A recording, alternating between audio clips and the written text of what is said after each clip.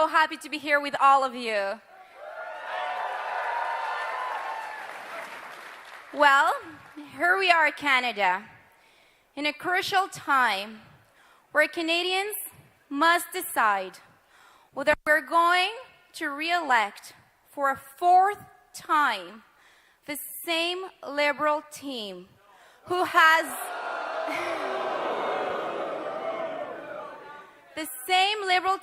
weakened our economy, giving us unaffordable housing, rising crime, and left us vulnerable in the face of the threats of Donald Trump? Or are we going to elect a Conservative government who's going to put Canada first for a change?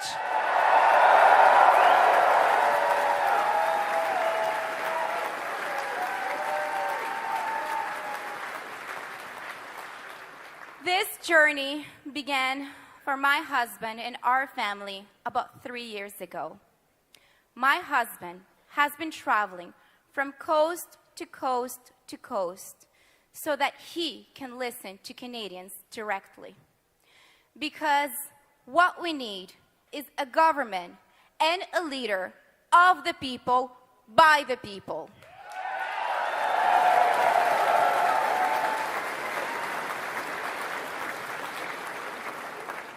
Leadership is not born from the boardroom of the elite. Leadership is born from true love for our country, our true North, strong and free.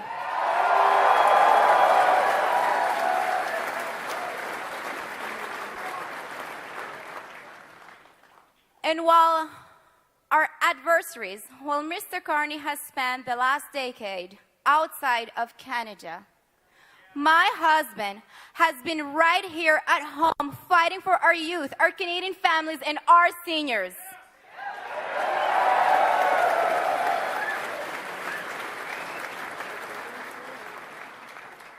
You know, Mr. Carney is seeking the highest office in this country. Then he's out to give the respect it deserves. He cannot look down on those who have been here fighting for Canadians being democratically elected. Yes, my husband has spent most of his adult life right here fighting for all of us, and that is an honorable thing.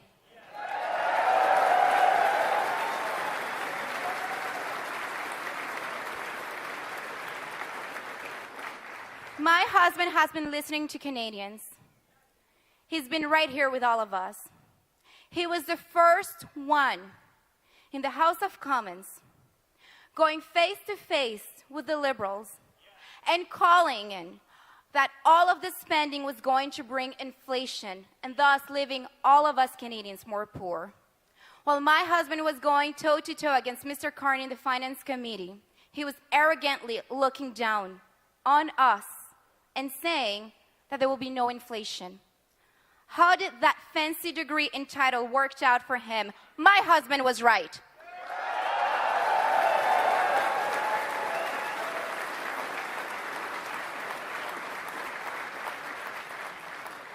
Now, I love all of my husband's policies. It is no doubt that the Liberals are trying to steal them from him. But if you want real conservative policies, you must elect a conservative government.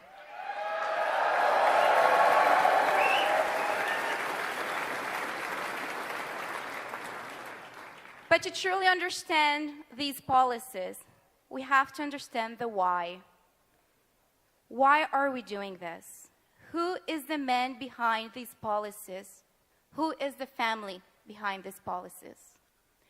My husband was born from a teenage mother who gave him out for adoption. He was born in Calgary and given for adoption to 2 school teachers. They worked really hard every day to make ends meet and put food on the table. That's how he was raised, in a humble house, working really hard for everything. Nothing was given to my husband. I was born in Caracas, Venezuela, and my family immigrated here in 1995 when I was 8 years old. My family immigrated in the east end of Montreal in a working-class neighborhood, 6 of us living in a very small basement apartment. My father, he had to collect fruits and vegetables as his first job so that he can make ends meet. Later on, he had 3 very low-wage jobs to make ends meet. By the time that I was 17, I had left home and I was financially independent. By the time that I was 19, I moved from Montreal to Ottawa, and I took a student loan so I can put myself through university on my own. I worked full-time as well.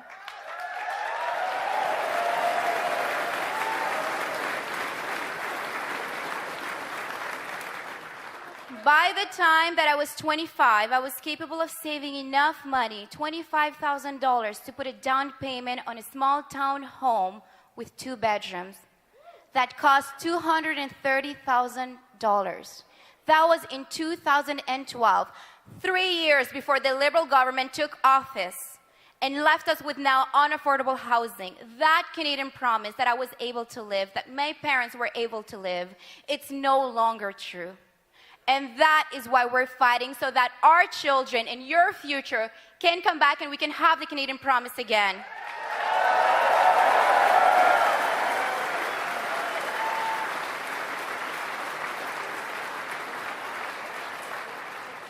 So, ladies and gentlemen, my family is with all of you. We are united with all of you in this fight, and we need you all with us as well. And that's why it is my pleasure to share with you my husband and the next Prime Minister of Canada, Pierre Poilievre.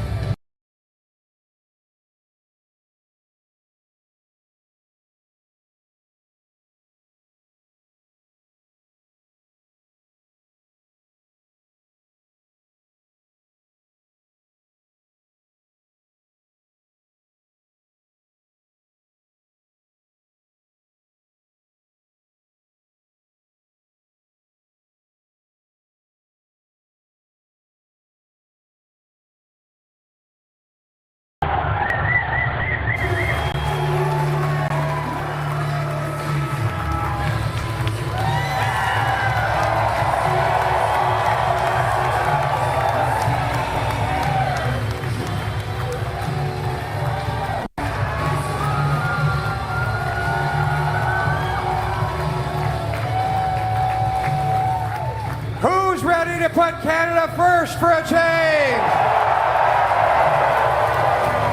Who's ready to axe some taxes? Who's ready to bring home the country we knew and still love? Et Cruz aussi, vous voulez aider? Tu veux m'aider? Tu veux aider? C'est quoi ça? C'est un... T'es gêné? C'est quoi ça? He doesn't know what this thing is. He's scared of this thing. He's very succinct. He's a great patriot. My little Cruz wants... He veut le micro? Tu veux le micro? Okay, tu veux le micro. Okay, ça c'est dangereux. This is dangerous. We're giving him the microphone now. I think he's going to get addicted to it. He might end up as a politician. That would be very dangerous. Wow, great to be back in Winnipeg, here on the prairies. As a proud Alberta boy myself, as everyone in central Canada knows, you can see Winnipeg from Calgary because of our prairies. You can watch the dog run away for 3 days. Same joke here as it is in Alberta. But it is great to be back on the prairies to celebrate the great entrepreneurial spirit that we share and that we want to restore across the country. It's also great to be here with this incredible conservative team that's ready for change to put Canada first. Wow, great job on the song, Rachel. Common Sense Colin. Quelle belle équipe. What an incredible group. We've got Marty Morantz. He was an inflation buster.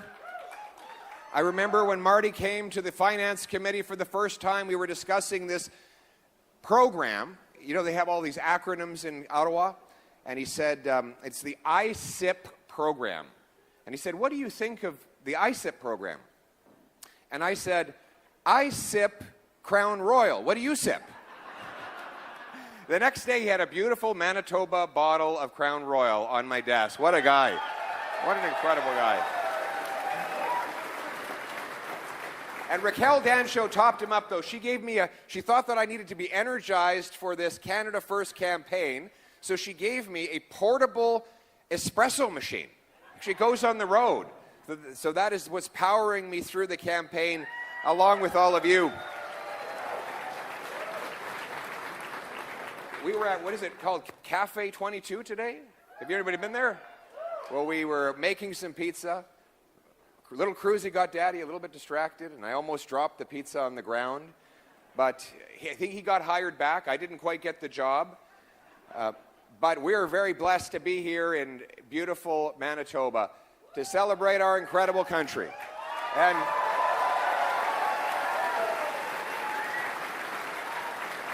to talk about our common sense plan to restore Canada's promise. Very simple promise. It's better than the American dream. They have a dream, we have a promise. It's like a deal. You work hard, you get a great life. A beautiful house on a safe street, protected by brave troops, under a proud flag. That is the promise the country made me.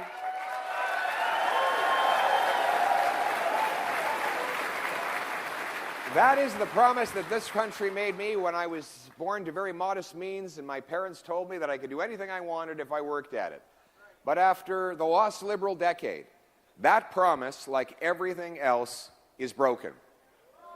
Housing costs have doubled. Food prices have risen 37% faster in Canada than in the United States after a carbon tax on our farmers and truckers drove up the cost of every meal on our plate, driving 2 million people to the food bank every single month. A quarter of our population is now living in poverty. Our economy, in per capita terms, is actually smaller than it was a decade ago. We've had the worst economic growth of any G7 country, $500 billion. More investment has left Canada for the U.S. than has returned after Liberals raised taxes on businesses and blocked our resource projects, waging an all-out war on the Western Canadian resource sector. Crime, chaos, drugs, and disorder now spill onto our once tranquil streets as repeat violent offenders are granted release almost within minutes of their most recent arrest, costing countless lives. And all of this has weakened our economy and our country, putting us under the American thumb. Now, the question is, after this lost Liberal decade of higher costs and crime and a falling economy under the American thumb, do the Liberals deserve a fourth term in power? Or is it time to put Canada first for a change with a Conservative government that will axe taxes, build homes, unleash our resources so that we can bring home our jobs and confront the Americans in a position of strength?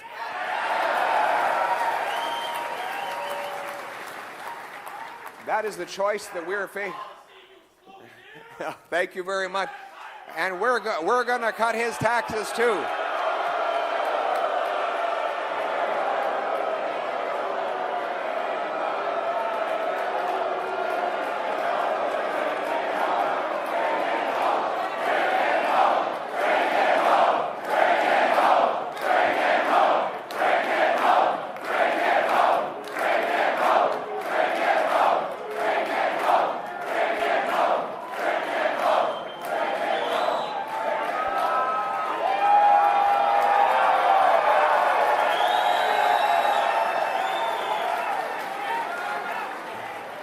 Love you too, buddy.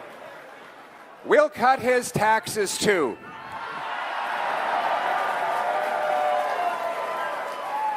Après la décennie perdue des libéraux, le choix, et c'est est-ce que, après la faiblesse que les libéraux ont creusée, les taxes qu'ils ont augmentées, la criminalité dans nos rues et la dépendance qu'ils ont créée sur les États-Unis, est-ce qu'il faut les élire une autre fois, une quatrième fois, ou est-ce qu'il nous faut mettre le Canada d'abord pour faire changement en élisant des conservateurs qui vont couper les taxes et impôts, produire nos ressources et ramener des jobs et la production ici au Canada? Well, the Liberals you have to give the Liberals credit for one thing. They've always got a trick up their sleeves. In order to get elected a fourth time after the lost Liberal decade, what they're doing is replacing Justin Trudeau with his economic advisor and hand-picked successor, Mark Carney. Mark Carney has been advising Trudeau on the economy over the last 5 years in favor of money printing that led to inflation.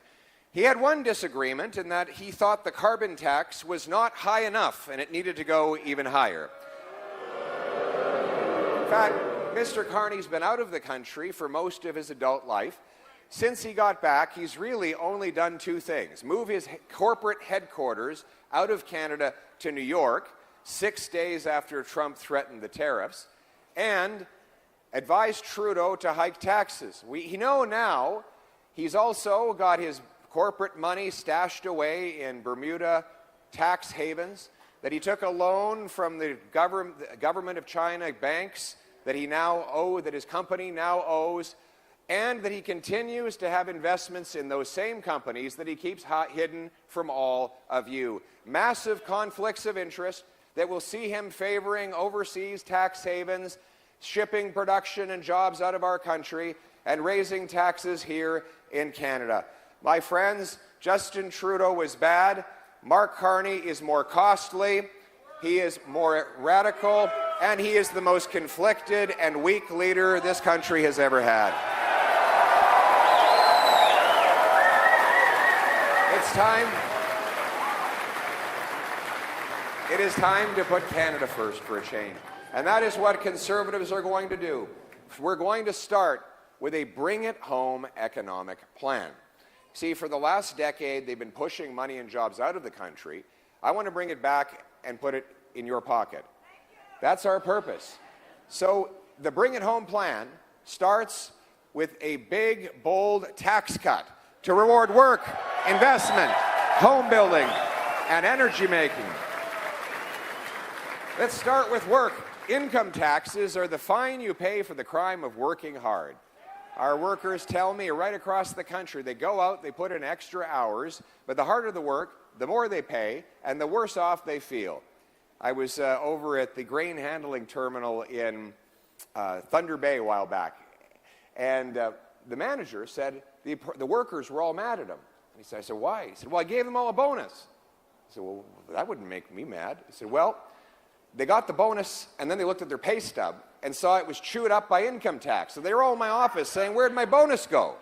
Well, the answer is it went to the government. We spend more money on taxes than on food, clothing, and shelter combined in Canada today. That punishing work means people have less incentive to go out and contribute more, take that extra shift, get that extra bonus, or get a promotion for their hard work. That has to change. We need to end the war on work and reward the people who are out of bed at the crack of dawn to build our country.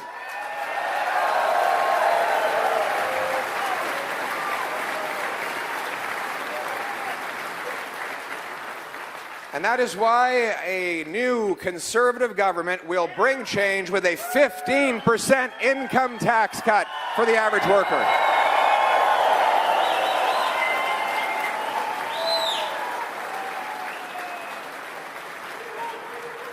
And speaking of bringing it home, we want to encourage all Canadians to invest in this country.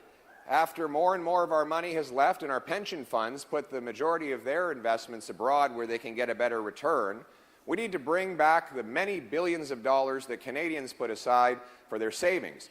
As you know, the previous Conservative government with the help of the great James Bazan and Candace Bergen and countless others, brought in something called the tax-free savings account. You like that? Anybody got one of those? As you know, you can put aside $7,000 a year and grow it tax-free. That's not going to change under our plan, but what will change is that we will allow you to put an additional $5,000 into your tax-free savings account.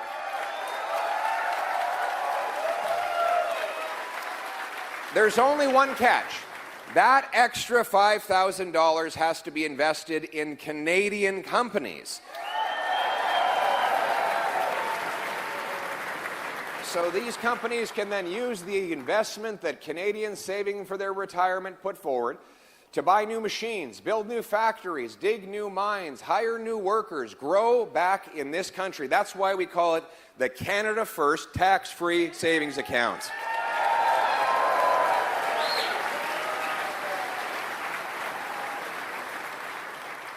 And then we're going to axe the carbon tax.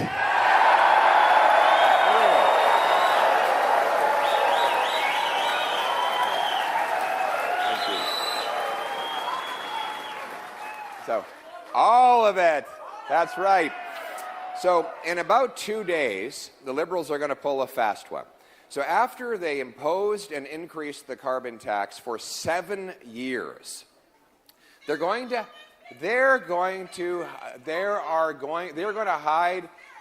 I think she wants to axe the tax as well. What do you think? Axe the tax. Axe the tax.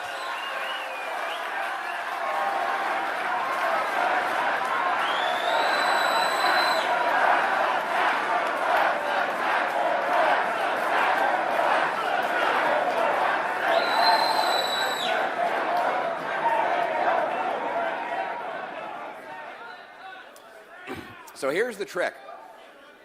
In a couple of days, the Liberals will hide the carbon tax at the gas pump. Now, the tax will not be eliminated. In fact, it is still the law of the land. The law that authorizes the government to impose this tax is still in place as we speak. Mr. Carney could have recalled Parliament to repeal that law if he was very serious about getting rid of the tax. He left himself the legal power to reinstate the carbon tax without any need to even pass another law. But he's asking you to forget about it until after the election, when he no longer needs your vote but still needs your money. Is anyone going to buy that? Furthermore, he says he wants a bigger industrial carbon tax on our steel, our concrete, aluminum. He said, don't worry, Canadians don't use steel. Well, unless you drive a car or live in an apartment or you go into a building and you don't want the roof to fall in. Our little girl Valentina is very excited about that point. And so they're expecting you to believe that it is a big tax increase that no one will have to pay. When in reality, we know that you'll be the one to pay. Valentina gets a little bit overdosed on patriotism sometimes. There's a lot of...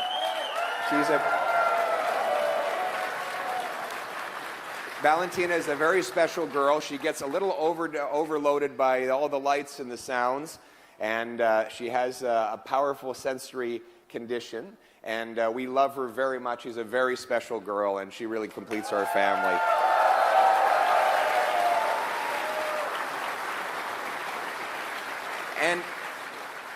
But as I was saying, we know that this is one area where Trump and Carney agree. Both of them want to tax Canadian industry. Trump with tariffs, Carney with carbon taxes. We're not going to let it happen, though. A Conservative government will axe the tax for everything, for everyone, for good, for real, for a change.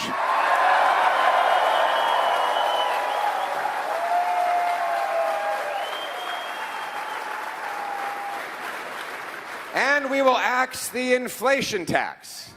We know what that is. The inflation tax is the most immoral tax of all. Here's how it works. When governments want to spend money that they don't have, and they've run out of people to lend it to them, then what they do is print money. They create more cash. And then they can spend that cash, and nobody knows where it came from. Now, it sounds like a wonderful consequence-free experience, except that by increasing the money supply, as Marty had to explain to the Liberals in the Finance Committee, you have more dollars chasing fewer goods, which ultimately bids up the price of everything. If you have an economy with, say, 10 apples and $10, it's $1 an apple. If you double the money to 20, but you still only have 10 apples, well, you're not twice as rich. It's just that now each apple costs twice as much. Now, this is very good for the extremely wealthy because they have their money in assets that go up with or even faster than inflation. Inflation actually makes them richer. But it's terrible news for the senior living on a pension or for the single mom living on her wages. It's a massive transfer of wealth from the have-nots to the have-yachts. Furthermore, we have to recognize that this money printing, like taxes and deficits, are only the symptoms. The real disease is massive overspending. We have to stop spending money we don't have on things we don't need. And that is why my government will cut bureaucracy, consultants,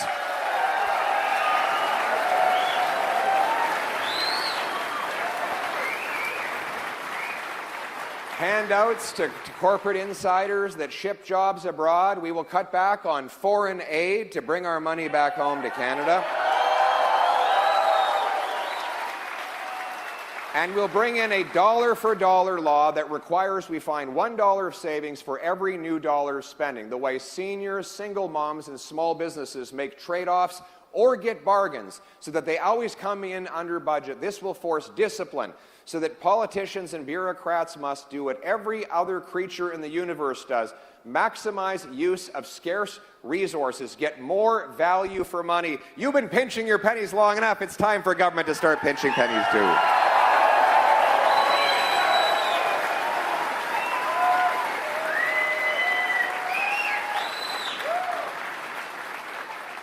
And we want you to have a home to come in, to bring that paycheck to. Of course, housing costs have doubled after the lost Liberal decade. What I'm going to do is tackle the underlying problem. It's not that we don't have the land, labor, or lumber. It's that government is driving up the cost of housing by blocking permits and taxing construction. We will lead the way.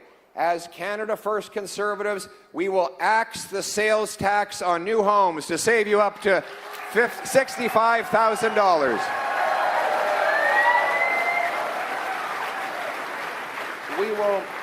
We will incentivize our municipalities to speed up permits, free up land, and cut development charges to build, build, build, build, so that our young people can once again start families and build their communities, build up equity for the future. That was the Canadian promise. After the lost Liberal decade, it is gone. If you give the Liberals a fourth term, they will only drive costs and crime up further. That's why we need to put Canada first for a change with a new Conservative government.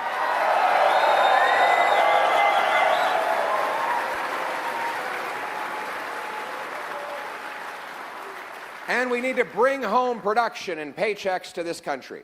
It starts with eliminating the anti-energy, anti-resource agenda of the Liberal government.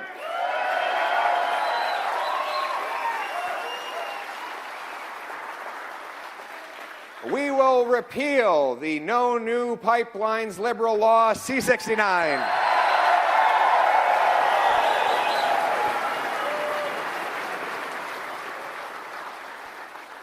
We'll get approvals down to 6 months and 1 year at a most. We'll have a one-and-done policy. One project means one review, not 17 reviews. We will seek to get mines approved in under a year rather than in 17 years, which is what it takes right now. We will also create something called shovel-ready zones.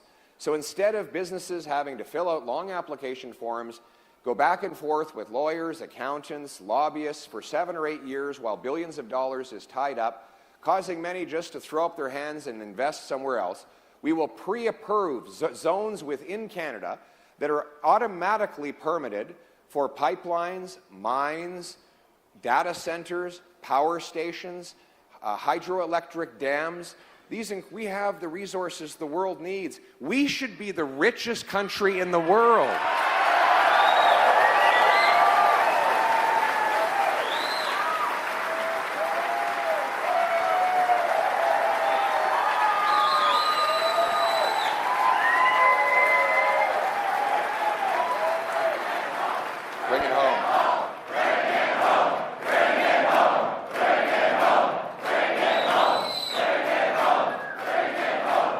We will bring it home. There's so much that we could be doing. We have the biggest supply of uranium, the biggest supply as well of potash for farming. We have 4 oceanic coasts, or leading to oceanic coasts. If you consider the Great Lakes, St. Lawrence taking us out to the Atlantic. We have the 3rd biggest supply of oil in the world, the 5th biggest supply of natural gas. We have an electricity surplus. Look at the prodigious dams we have here that could power these data centers. The big tech companies in the States, they're actually building their own nuclear plants. They need so much electricity. We could have that here. Do you know that doing an artificial intelligence query on ChatGPT requires 10 times as much electricity as a Google search? Artificial intelligence. It's something we have in the government as well. Just a different type.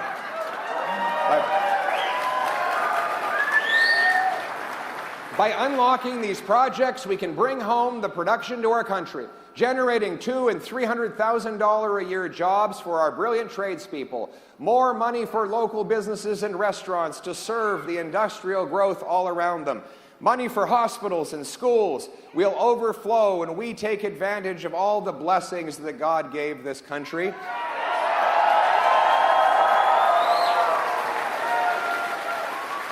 And we will create a shovel-ready zone to and right up to the port of Churchill.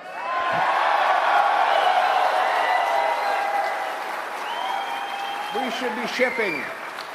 should be shipping all manner of resources through that northern outlet, an Arctic gateway that will enrich all of Manitoba and serve all of Canada.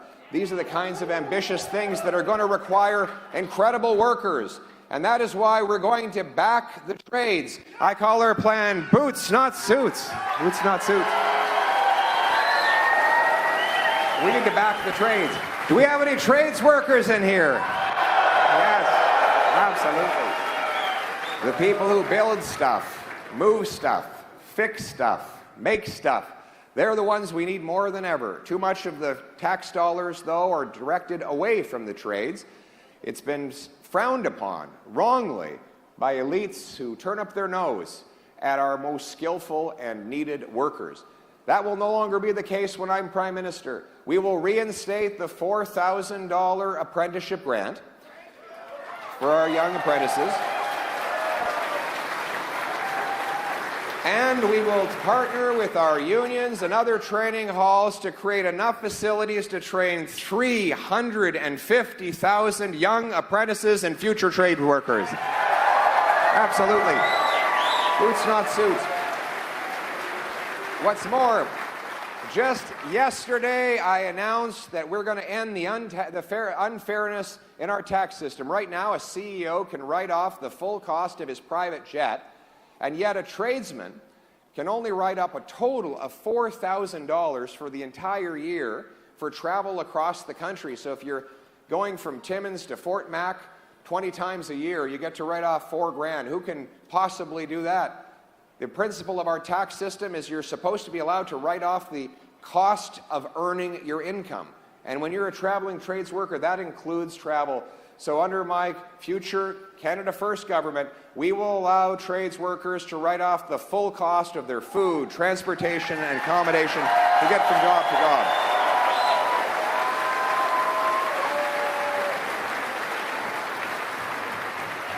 And we need to unlock the potential of our many currently unlicensed doctors and nurses. We have 32,000 immigrant nurses and 20,000 immigrant doctors who cannot work in their profession simply because there is no path to prove their qualifications. When I got my eye surgery done, there's a technician who actually works as an eye surgeon in Dubai. He commutes to Abu Dhabi and does surgeries there, but in Canada we only allow him to be a technician. Then I found out there were 4 others like him in the same clinic. So apparently operating on Emirati eyeballs are different than operating on Canadian eyeballs. You know, 85% of Filipino nurses are not allowed to work in Canada. Even though in the United States, they can take a test within a couple of weeks up to an international standard and get working. In Toronto, they say if you have a heart attack, don't call 911. Call an Uber because the driver is probably a doctor. Crazy, eh? So what's the solution? We know the solution. We did it back in 1952. We started something that's still here today. It's called the Red Seal. It's a certification for the trades. Why don't we create a national blue seal for the professions? So the amazing Filipino nurses in Manitoba can get working in our hospitals. We have some Filipino nurses here. There's one. Amazing. Great patriotic people. They'll meet our standard. We'll get the bureaucracy out of the way and get people the health care they need and the paychecks that will make us all richer. We want them to bring those paychecks home to safe neighborhoods, though. So we have to stop the crime. Just a few moments before I came on the stage, I met with Michelle and Ron.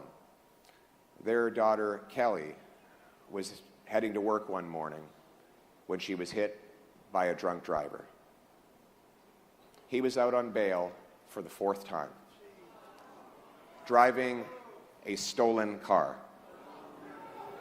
And after the accident, he felt no remorse. He climbed out of his vehicle, went over to a gas station, and got himself a taxi. After taking this precious life, a family is shattered, friends are heartbroken, a community will never be the same. Well, what is so heartbreaking about these stories is how easily they can be prevented. The good news is we don't have a lot of criminals in Canada. The bad news is they are very, very productive. There is a small group of extremely prolific offenders who offend again and again and again. The story is the same in every part of the country. The most eye-popping example, though, comes from the Vancouver police, who had to arrest the same 40 offenders 6,000 times. Each offender was arrested, on average, once every 2 days for an entire year. That means that they are literally doing nothing but crime. If you had those 40 offenders in prison instead of on the streets, you'd have 6,000 fewer people hit over the head with a baseball bat, stabbed, robbed, or otherwise violated. Why is this happening? Because of the liberal catch and release, hug-a-thug laws, C-75, that allows offenders to get requires the accused to get, and I quote, released at the earliest opportunity under, quote, the least onerous conditions. That's right in the law.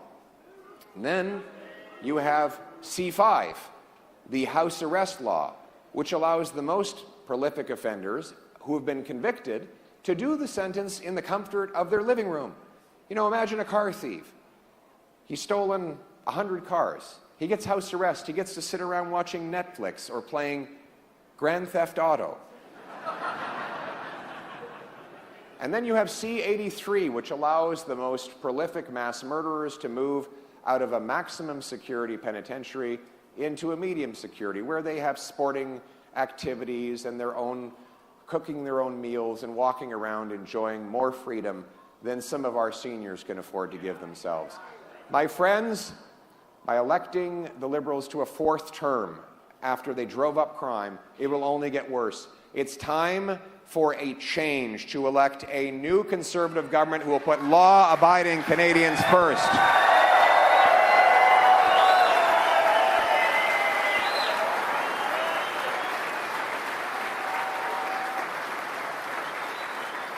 We will repeal those 3 Liberal laws, C-75, C-5, and C-83.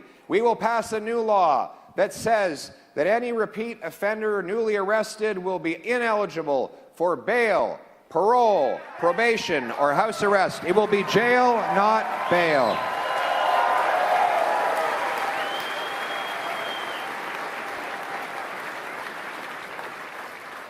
We will bring in life sentences for the very worst offenses, and we will make them mandatory. That moves now to the issue of drugs. Drugs are, in particular opioids, have been ravaging communities across the country throughout the lost Liberal decade. Decriminalizing, refusing to prosecute possession, and even giving out taxpayer-funded opioids has caused the crisis to metastasize, and to the point where we lost 50,000 people over the last decade, more than died fighting for Canada in the Second World War. The rampant dealers who get caught are again released. Our borders are porous. 99% of shipping containers do not even have inspection. It's time for a change, my friends, to stop the drug crisis and to save our loved ones. And so common sense Conservatives will take real action. First of all, we will bring in mandatory life sentences for traffickers and producers of fentanyl.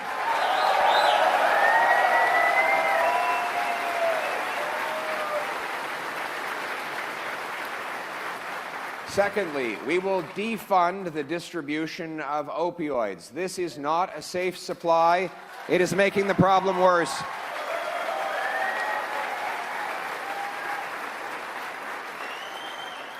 And instead, we will take inspiration from the Oak Centre right here in Winnipeg.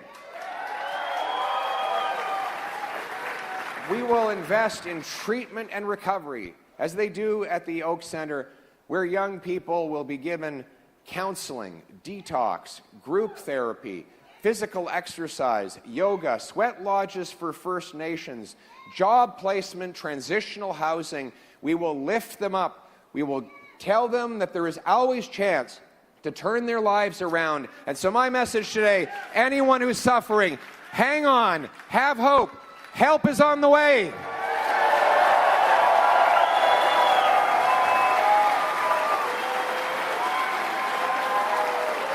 Help is on the way, and so is hope. Thank you. Thank you.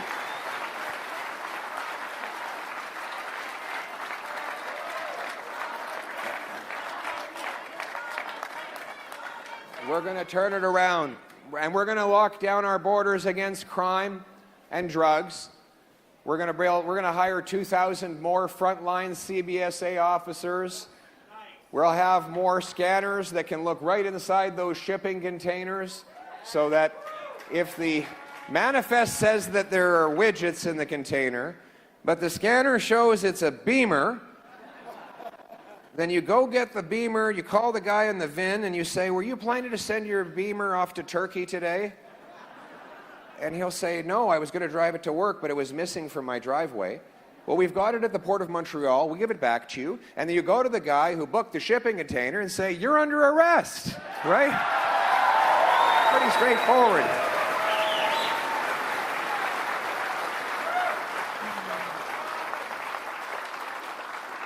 And we will pay for it by canceling the multi-billion-dollar gun grab that targets law-abiding citizens.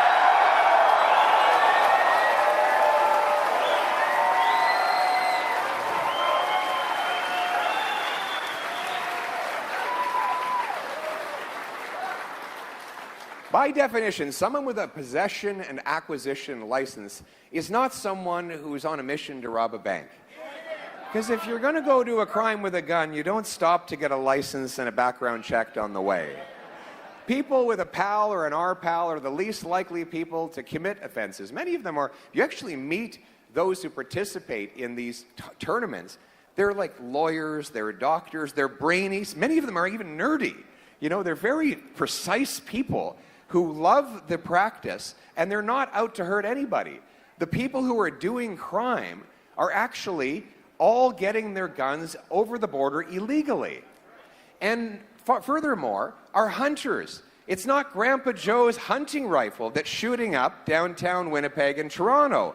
It's the illegal guns.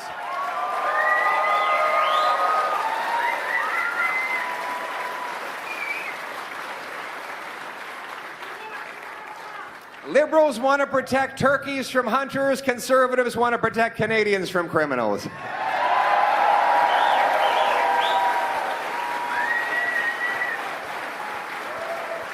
Putting Canada first requires we have a strong military to keep the true North strong and free. Working with our incredible Shadow Minister of Defense, just as we work with Raquel Dancho to put together that crime, drugs, and gun package, we work with our great Shadow Minister of Defense to put together our defense plans. More and more of those will be rolling out in the days ahead. But let's be clear. We're going to cut back on the money that's going in foreign aid to dictators, terrorists, and global bureaucracies and put it into the military.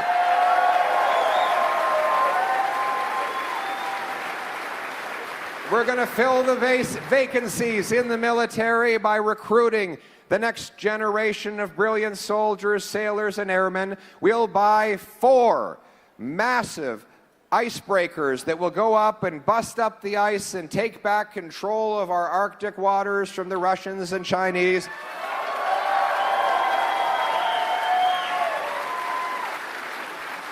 We'll speed up the purchase of fighter jets, Poseidons, and other key aircraft that will allow us to have dominance, particularly over our Arctic.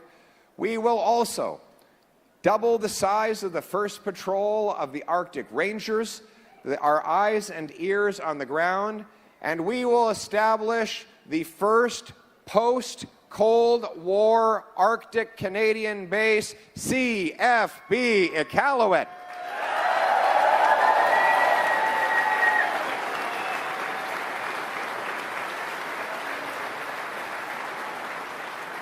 We'll expand our cadet corps to get more of our young people active in service, learning the mentorship offered by our soldiers and our rangers, and getting skills on outdoorsmanship, survivalism, discipline, and much more. We will also, our military, by the way, will be guided by a warrior culture, not a woke culture.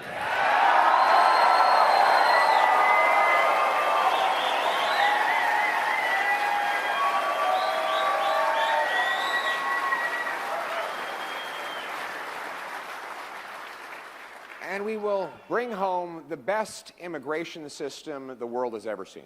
We had a great we had the world's most admired immigration system before the lost Liberal decade. We brought in great people who could fill vacant jobs. They quickly established, if they needed, they learned English or French. They got homes and jobs, and they became part of the Canadian family. Stories like my wife's story, and so many more that have been coming for centuries to this land. We've been very blessed by that. But over the last decade of Liberals, we've seen them push the Century Initiative, a radical scheme that seeks to expand our population to 100 million people.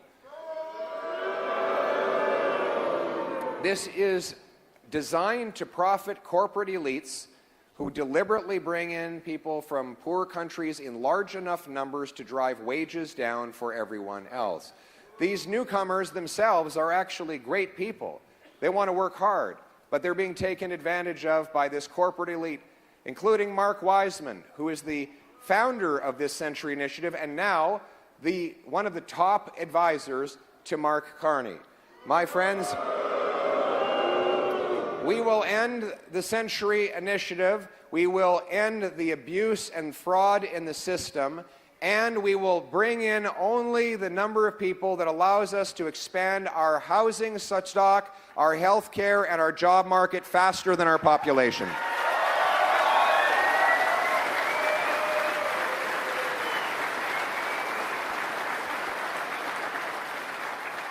And we will once again celebrate our proud history in Canada. No more tearing down monuments, no more erasing. No more erasing our proud history. We will tell our stories, sing our songs, and wave our flag We will put Terry Fox, the Canadian troops, the famous five, all back into the great Canadian passport.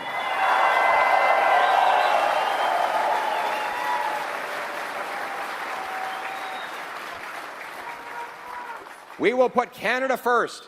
Absolutely. After the lost Liberal decade of erasing our history and apologizing for everything Canadian, taking down our flag and expressing shame for our past. The Liberals do not deserve a fourth term weakening our country. What we need is a new Conservative government to put Canada first.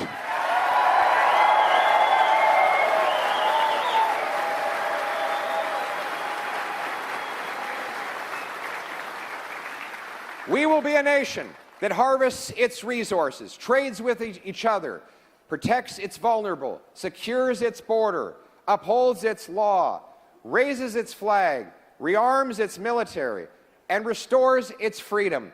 We will not be a nation of tax collectors and toll masters, of bureaucrats and busybodies, of gatekeepers and grandees, rulers and rule makers. No, we are a nation of explorers and entrepreneurs, artists and adventurers, workers and warriors, pioneers and patriots, united by the Canadian promise, which should instill hope to everyone suffering out there today, to the single mother going to bed hungry tonight, wondering how she will feed her kids in the morning. Hope is on the way.